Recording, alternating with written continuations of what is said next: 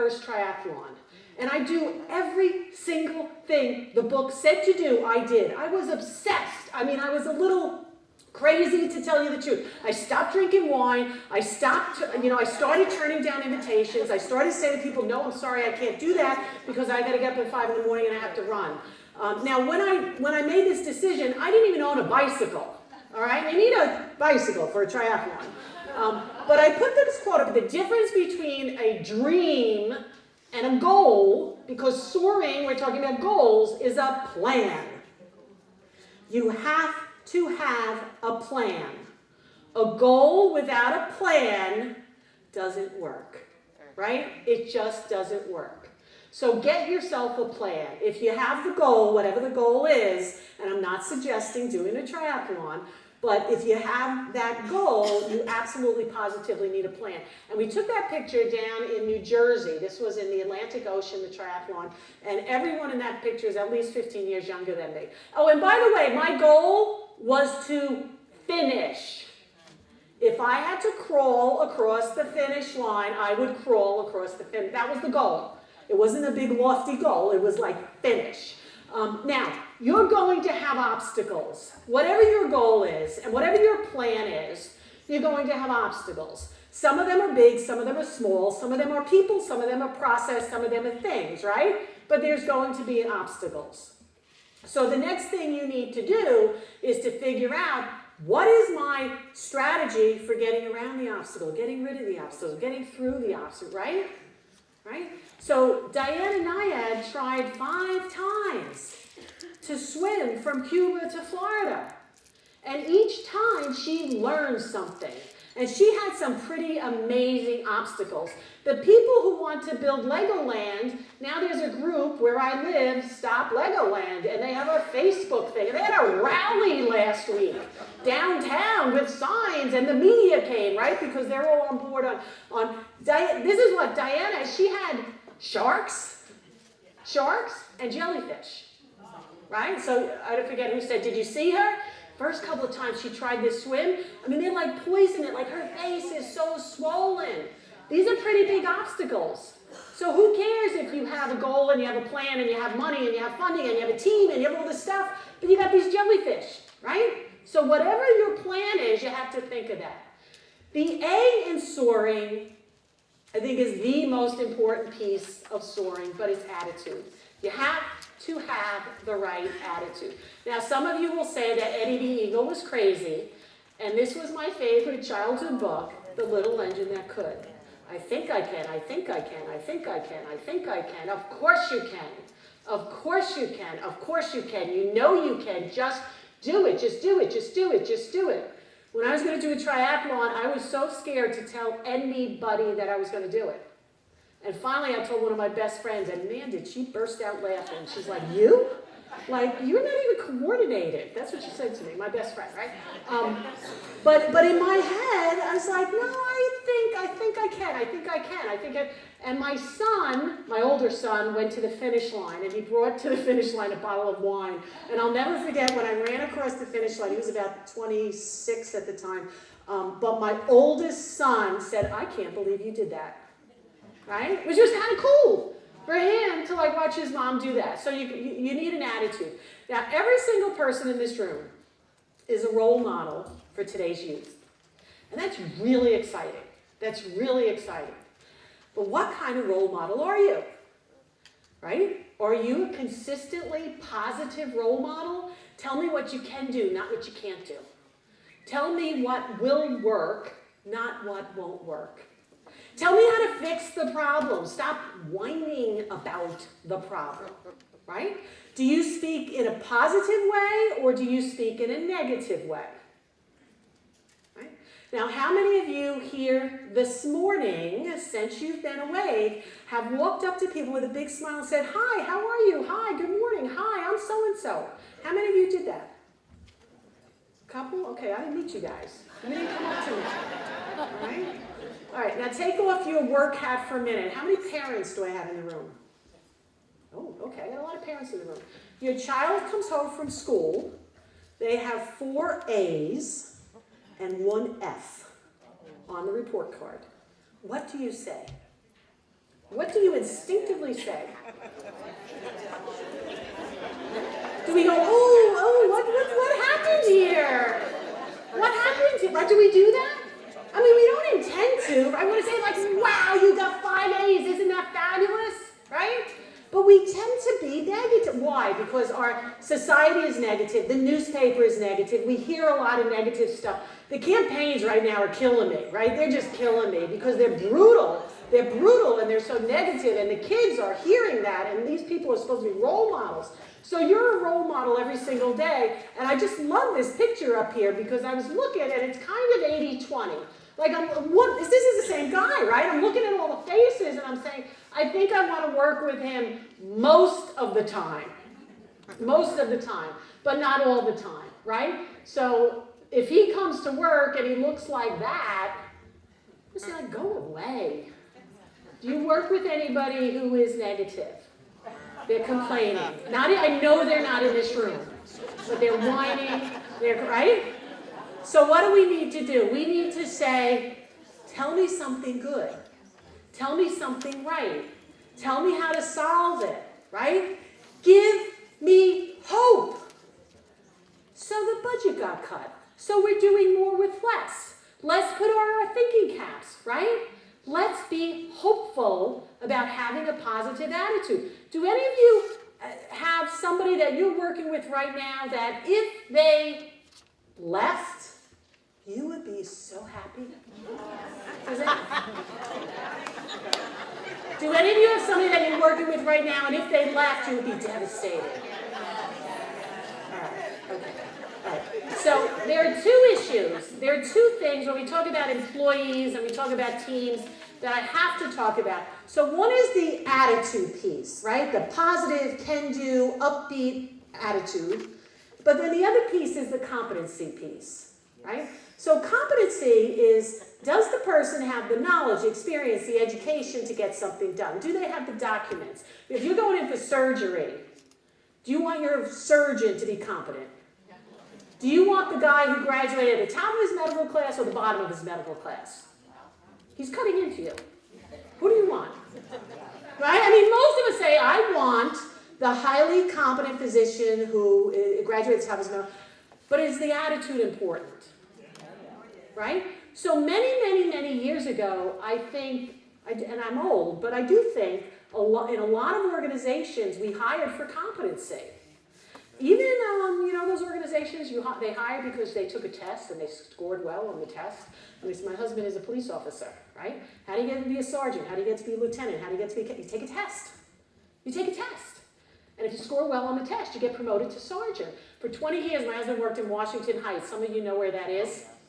And he had sergeants who would come to Washington Heights, to the precinct, and they had never been in a patrol car before on the street. And now they're the boss. There's a problem there, right? So we need both. We need competency and we need good attitude to have a great employee, right? So I don't know if any of you are in a situation where you're hiring or you're including people, but if you can get both of these things working, then and only then you have a chance of having a phenomenal team put together. And if you're at a level in your organization where you are a boss, you are a supervisor, you can influence, you need to make sure that you're influencing positively, right? Because again, you're the role model. And with the kids, you need to be positive. That can do. And when I spoke with Jackie before coming up here, and I spoke with Rachel a bit, and they were so appreciative of what you do day in and day out, and made sure to tell me all the wonderful things you did. So my gut is going to say that, and I want to use the 80-20 rule, but I bet we have 99% of the people in this room who are consistently positive. But there's somebody out there who's complaining about the food, or the heat, or the scheduling, or the drive to Lake Placid, or somebody is complaining about something, right? Just don't come complain to me, because I don't want to hear you, right? I want to hear you tell me something good. So that's really important, the attitude piece. Now, what would you think about, can you guys in the back see this photo up here? What do you think about them? Can you assess attitude at all? Good, bad? You want to work with them? You don't want to work with them? Do you care? You do? You don't want to work with them? All right. They look a little grouchy, they look a little standoffish, they look like they don't want to be there. They're physicians. They're physicians. And it was so funny because I took that picture and I said, come on, I want you guys to look grouchy, and these are probably the most enthusiastic physicians in this particular practice. And they had so much fun doing that. Now the R. What's the R in soaring for? Two things. One is you have to do your research tied to your goal. Whatever your goal is, whatever your plan is, have you collected best practices? Have you found the correct network? So conferences like coming here today is a phenomenal place for you to do your research, right? Some of these panels that are happening in concurrent sessions, you've got experts who they've been around, they've done a lot, they've seen a lot. They can help you, they can tell you what has worked for them. Now the challenge is what has worked for them might not work for you because it's a whole different world, right? It's actually disruptive. Change is disruptive, and where we are today is really disruptive. But the other thing is you need to be resilient, right? You need to be tough in this business, because if you're not resilient, you're going to get knocked down, and it's going to take a toll on you emotionally, right? And you won't be able to pick up the pieces and move forward. So there's stuff that you're going to hear, there's stuff that you're going to see, there's stuff that you're going to experience, and it's going to get you, right? I mean, it's going to like tug at the heartstrings. And you have to be willing to kind of, okay, let me take a deep breath, you know, do the best I can, do what I can, but let me move forward. So we have to be resilient. So a couple of things I'd like you to remember, if you don't remember anything else about resilience. You know, a diamond is just a chunk of coal that has been under a lot of pressure.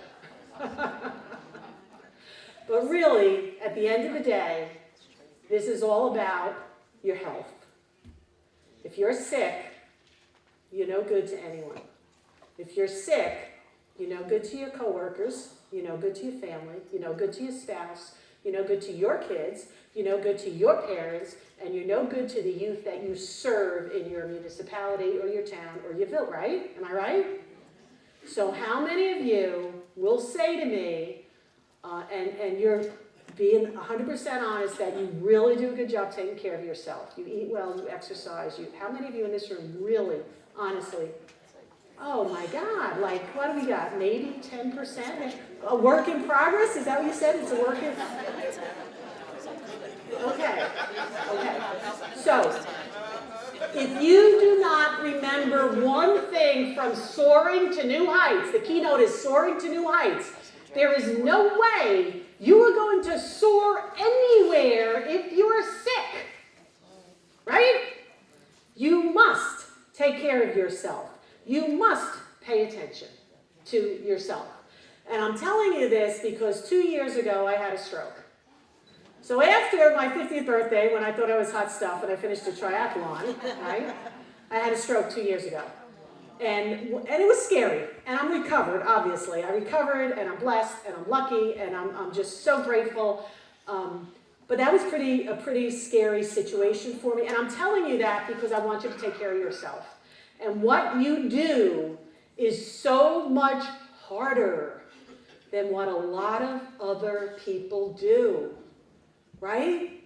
What you do takes a beating on you personally, and I want you to take care of yourself. I want you to be good to yourself. And I hope for some of you, and maybe the drive was long to Lake Placid, but to come up here was kind of like, this is kind of nice, right? I can actually enjoy chatting with my peers. I can enjoy going out to dinner. I can enjoy strolling down Main Street, right? So, did anybody here bring a spouse, a family member, a brother or sister with them? Did anybody say, hey, I'm going to Lake Placid, do you want to come? Did any of you do that? Oh, you asked, but he couldn't come. Okay, so those of you that enjoy that, right? Enjoy that. Take advantage of that. Take care of yourself. Because resiliency has to happen to soar and to move ahead. And if you get sick, you can't soar, right? So be really careful about that. I just could go on and on and on about that. Now, let's talk about innovation for a minute. I said earlier, I started with, if you keep doing the same thing, you keep getting the same result, is that what you really want, right? Keep doing the same thing, you keep getting the same result. Can we be innovative? Now, in order to be innovative, you've got to be creative. Kids are so wildly creative. It was such a blast to work with. And I think the problems, I know the problems with adults is as we get older, we lose our creativity, right? We've got two sides of the brain. We've got a left side and a right side. And when we're born, these sides are pretty even. And then we spend a lot of time on the left side, the ABCs, the 1, 2, 3s, the analytical, tell me the right answer, right? We build that structure, and we, every now and then we pay attention to the creativity.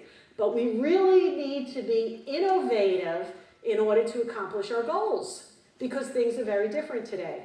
Now, I'm going to tell you this story because it has been a trip with kids different ages. But I went to an open house at a middle school recently, like about 3 weeks ago.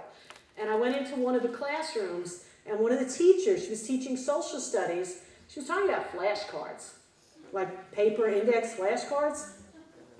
And she's like, well, I know it's old-fashioned, but this is how I do things. And okay, that was her thing. And she was a good speaker and, whatever, showing about flashcards. Then I went to another classroom, and it was an English class, an ESL class. And the guy was a little bit of a nut job, but he was so into technology, right? Everything was technology. Everything was on the whiteboard. And he's saying, oh my God, these kids are so good at it, and I'm so bad at it, and I get the kids to help me. And I'm sitting there thinking, holy cow, I just came across the hall from a lady who was talking about flashcards, right? And now I'm in another room with another man and they're probably the same age, but he's at least embracing the technology and the innovation and how do we do things, right? So how we did things in the past aren't really good for how we're going to do things in the future. Did any of you actually grow up with this phone? Or some of you young folks saying, I've seen one of those, but I didn't. Did anybody grow up with that phone? Okay, I got some baby boomers out here that are going to admit it, right?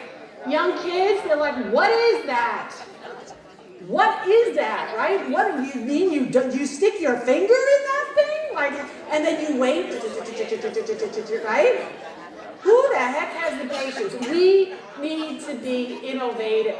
I was in Long Beach, California this summer, and I'm looking for a parking spot. I'm driving around. It's making me nuts. I want to go to the beach. Finally, I found a spot, and I squeeze in. And there's an app. You know this, right? She's young, obviously. Okay. There's an app for the parking meter. An app. Is this new to anybody in this room? Be honest. A few? Okay. All right, so here's an app. So how does the app work? I've got to put the app, I've got to download it on my smartphone. And if I download it on my smartphone, I can go to the beach. And I can sit on the beach. And when it says my 20 minutes are up, I can then hit a button and get more time. So I don't have to leave the beach to run back to my car, right? Maybe that was years ago. But I can be on the beach on my smartphone, right? And I can put money into the parking meter. So of course, my husband who's driving the car, hun, do this, get the app, right? Because he's like clueless. He's clueless. Right? And the kids are saying, Dad, it's not a big deal. Just get the app, right? This isn't a big deal. So what I really loved, I was doing some research about youth bureaus nationwide, and I was doing all kinds of searches, because right now Google is a verb. We can Google anything. How do we live without Google? I don't know. And I found this app for youth services. Do any of you have an app in New York State? Ooh, this is so cool. It was from the Twin Cities. Right? It was an app, and youth can use it, at-risk youth can use it, staff can use it, and there's buttons up here, and it says, I need to find shelter, I need to find food, I need to get medical attention, I have base, and you hit, okay, now, right, you're saying, oh, wow, this is what I loved about the app.